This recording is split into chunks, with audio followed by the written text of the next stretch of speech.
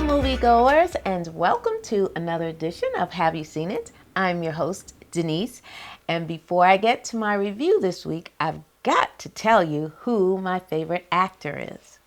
My favorite actor this week is Vivica A. Fox, and I have chosen her because of her performance in the movie Set It Off.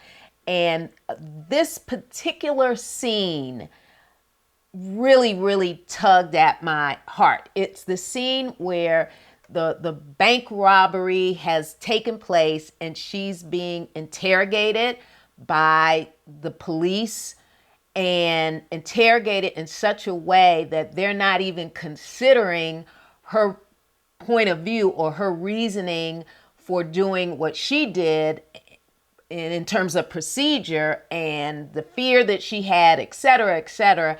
And it just, I felt so bad for her because she was, no fault of her own. Now she's being accused of being an accessory to that crime. So I think she played that role in that particular scene beautifully in the movie Set It Off. So Vivica A. Fox is my favorite actor this week.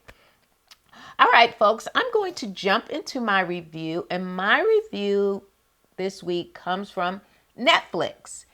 And I had not heard of this movie. I don't even think I had seen a trailer. And I'm just scrolling along and I come across the movie Asphalt City. And it's starring Sean Penn and Ty Sheridan as the two main characters.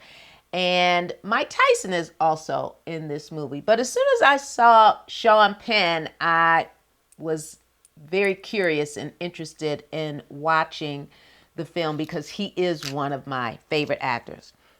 So this movie is about two emergency EMT paramedics who are working the night shift. And Ollie Cross, played by Ty Sheridan, he is the young paramedic rookie, and he's assigned to the New York City night shift with a veteran played by Sean Penn. And he is put in some very tense situations and where he's got to make split decisions, but it's got to be the right decision. And I tell you, when this movie first starts, you've got an adrenaline rush because of the situation that these two paramedics are put in. They've got a call, there is a shooting has taken place, and they've got to rush to the scene, and they've got to administer, obviously, first aid to a victim in a life and death situation. And at the same time, while they're trying to administer aid to this individual, you've got people surrounding them who are yelling at them and harassing them and screaming at them and, telling them, work faster, why aren't you doing this, and hurry up, and shouting all these orders to them. And you got this rookie who is nervous as all get out. And then you have this vet who's like, dude, snap out of it. You need to make some decisions. What do? We've got to either save this life or we've got to call it a day. And so it's that type of tense situation that this young gentleman finds himself in almost nightly. And while doing this job at night, he's also studying for the MCAT exam because he wants to be a doctor. So he's living in a very small apartment where he's sharing the dwelling with other people. So the situation is not ideal, but he works through that. And so each night that they go out on patrol, well, not patrol, but each night that they get a call, the situation is always very tense and dire. You have people who don't want their help, people who are resisting the medical care and attention that is being provided by these two gentlemen.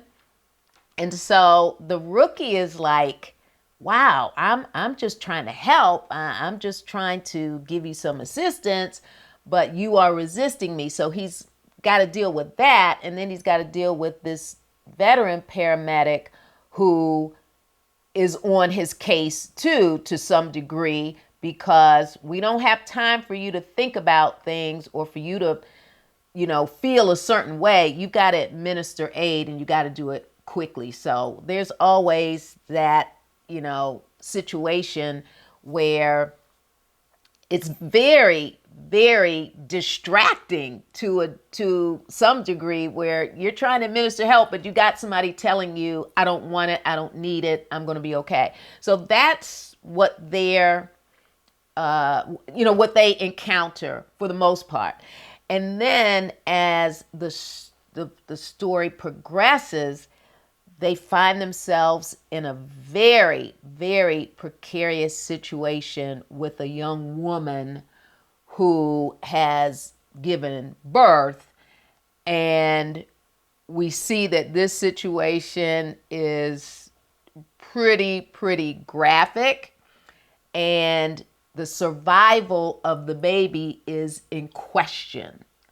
And so what these two paramedics do comes under investigation.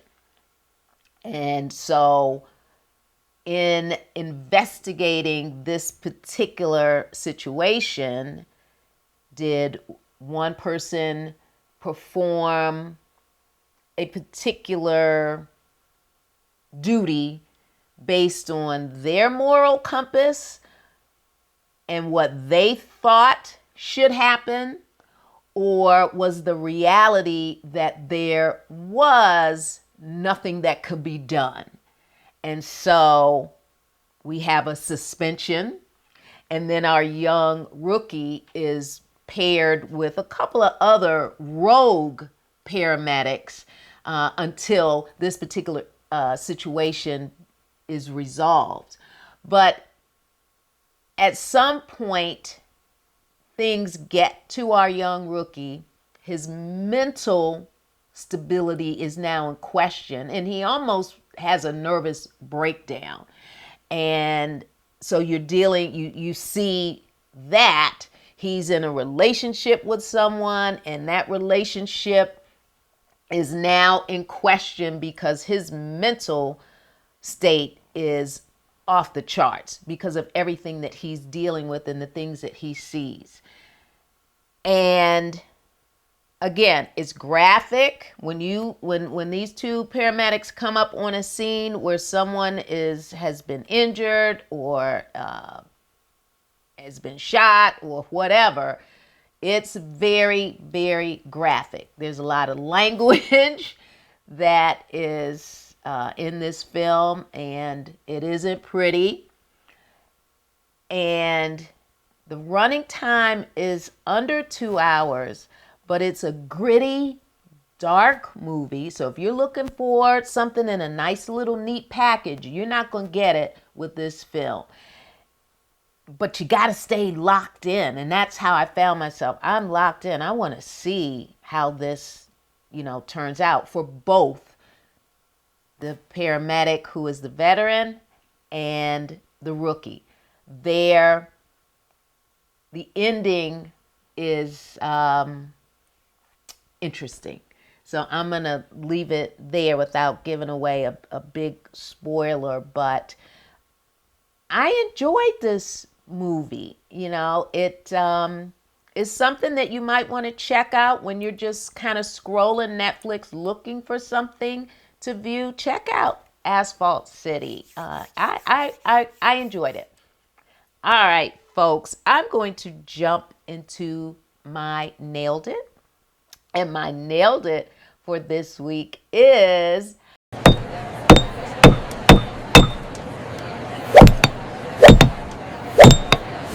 Donna Pescow from the movie Saturday Night Fever. And the scene titled, "Oh Jesus, Annette." We know Donna Pescow played the character Annette, who was thirsty for John Travolta's character. And this particular scene, I felt so bad for her. I mean, she was thirsty and ready to just hoe it up with anybody, but she really was ready and willing and able to give it up to John Travolta's character. And they came out of the disco and she's chasing him down like, dude, I want to get with you. I want to get with you. And then she opens her hand and shows him 3 rubbers. And he's like, oh, Jesus, Annette. Because he just wasn't feeling her. And the look on her face, the dejection that she encountered in that 30 seconds was really sad. So she is my nailed it. She nailed it. With her facial expression in that scene. Donna Pescow from Saturday Night Fever. All right, folks, you know what to do, moviegoers. You can subscribe to my YouTube channel. Make sure you hit the like button because it really does help the channel. And remember, I am available on BlueSky at HYSI. All right, moviegoers, you know what to do. Until next week, I need you to see a movie because I'm going to see a movie. Until next week, bye-bye.